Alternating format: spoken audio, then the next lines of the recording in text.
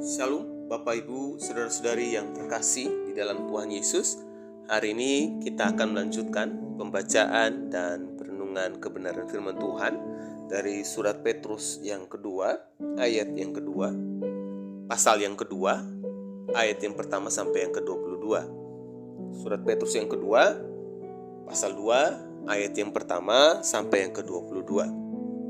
Mari saya mengajak kita untuk mengambil Alkitabnya dan nanti kita akan membacanya secara bersama-sama. Mari kita membaca mulai dengan ayat yang pertama. Begini bunyi firman Tuhan. Sebagaimana nabi-nabi palsu dahulu tampil di tengah-tengah umat Allah, demikian pula di antara kamu akan ada guru-guru palsu.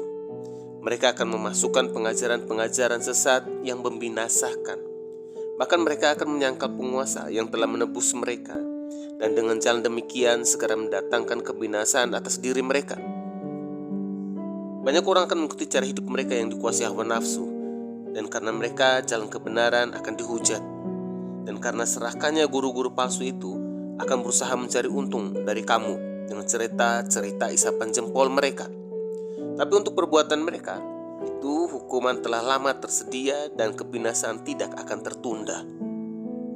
Sebab jikalau Allah tidak menyayangkan malaikat-malaikat yang berbuat dosa, tapi melemparkan mereka ke dalam neraka, dan dengan demikian menyerahkannya ke dalam gua-gua yang gelap untuk menyimpan mereka sampai hari penghakiman.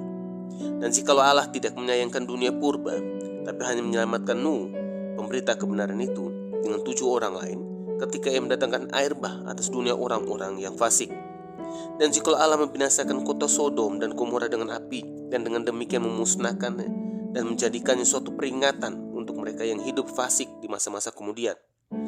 Tapi ia menyelamatkan Lot, orang yang benar, yang terus-menerus menderita oleh cara hidup orang-orang yang tak mengenal hukum dan yang hanya mengikuti hawa nafsu mereka saja. Seorang benar ini tinggal di tengah-tengah mereka dan setiap hari melihat dan mendengar perbuatan-perbuatan mereka yang jahat itu, sehingga jiwanya yang benar itu tersiksa.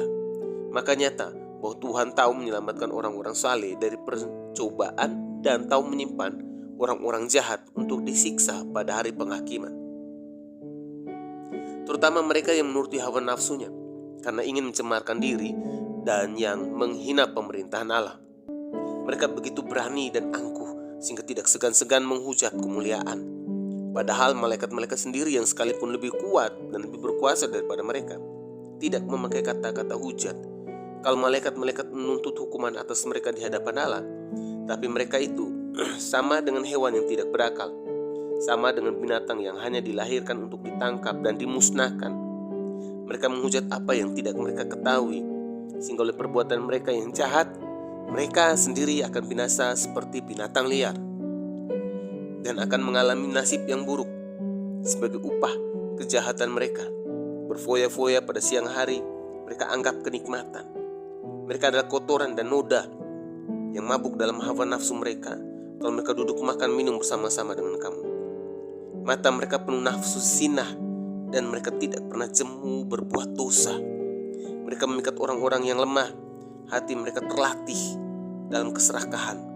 Mereka adalah orang-orang yang terkutuk oleh karena mereka telah meninggalkan jalan yang benar.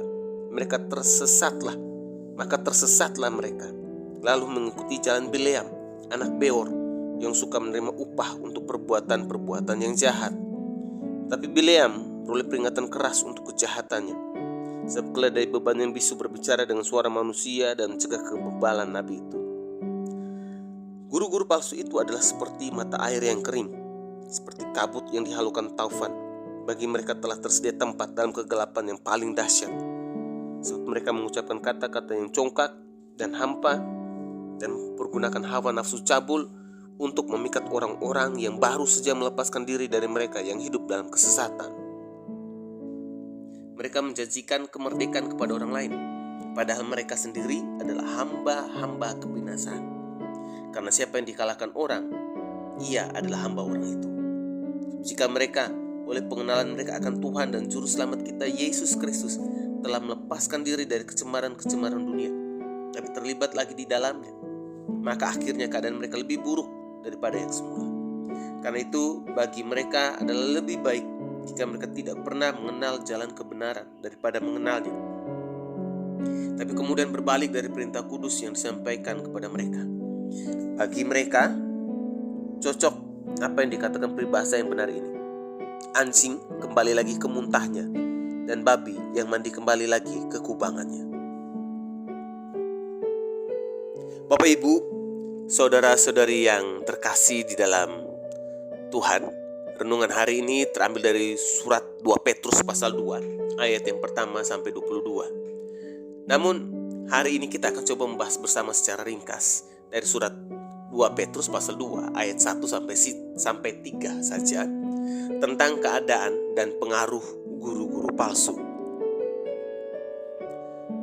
Bapak Ibu, saudara-saudari yang terkasih di dalam Tuhan Yesus, maksud Rasul Petrus untuk menulis surat 2 Petrus ini adalah mengingatkan orang-orang Kristen tentang ajaran-ajaran dasar yang telah mereka terima, dengan tujuan untuk menghidupkan pengertian yang murni, supaya para pembaca didorong untuk bertumbuh dalam kasih karunia dan dalam pengenalan akan Tuhan, sehingga kehidupan mereka giat dan berhasil, sambil mereka menantikan kedatangan Yesus dengan kehidupan yang suci dan tidak dipengaruhi oleh guru-guru palsu yang mencari keuntungan bagi diri mereka sendiri. Maka teks kita hari ini, Rasul Petrus mengingatkan bahwa sebagaimana dahulu nabi-nabi palsu dalam perjanjian lama yang berbicara atas kehendak sendiri, demikian pula di antara jemaat sekarang akan ada guru-guru palsu.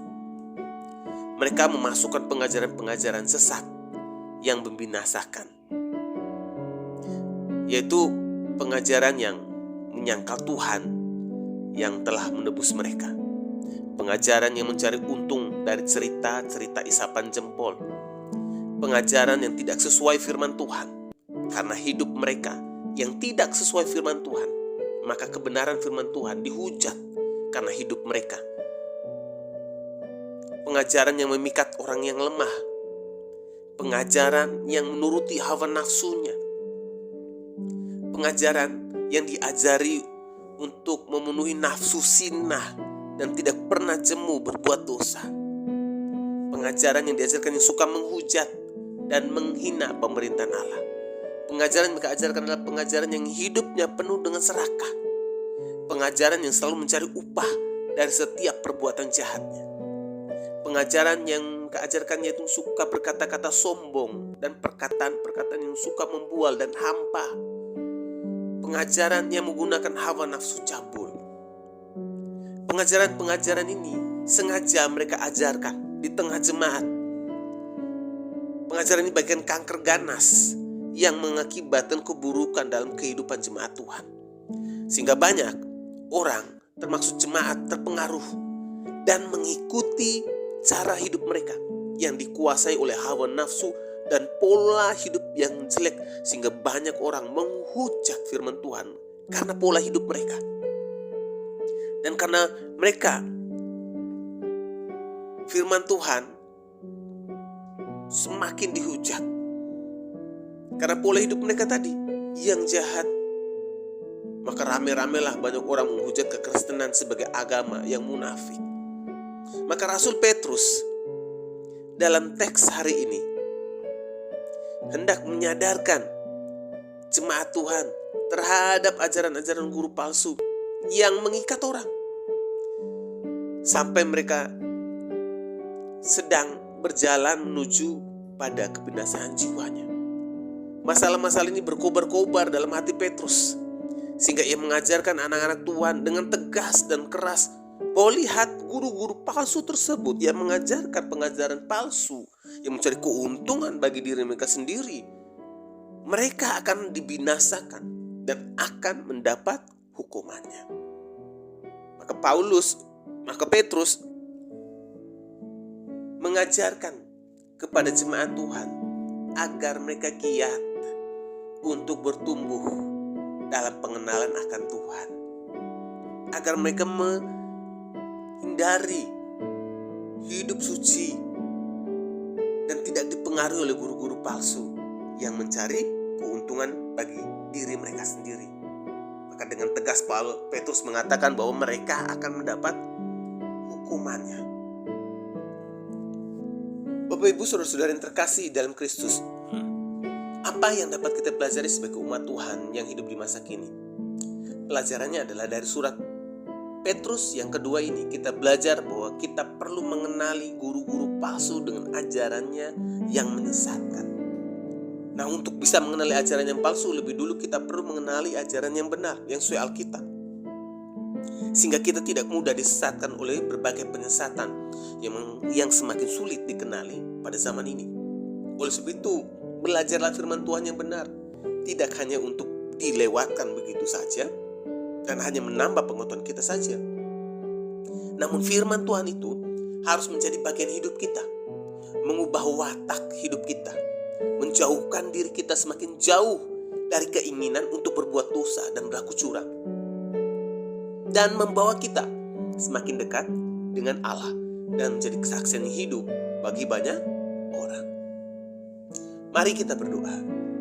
Ya Tuhan, kami bersyukur melalui kebenaran firman Tuhan hari ini kami semua belajar untuk mengenali ajaran yang benar sesuai firman Tuhan dan diubahkan oleh firman Tuhan semakin dekat kepadamu Tuhan, sehingga menjadi berkat dan kesaksian bagi banyak orang. Mari Tuhan, pimpin dan tuntun kami agar terus berjalan dalam terang firman-Mu. Di dalam nama Tuhan Yesus kami sudah berdoa dan mengucap syukur. Amin. Kiranya renungan hari ini terus menguatkan langkah iman kita dalam mengiringi Tuhan Yesus. Ingat, tetap teruslah berdoa, tetap teruslah percaya, dan tetap teruslah bersyukur. Tuhan Yesus memberkati.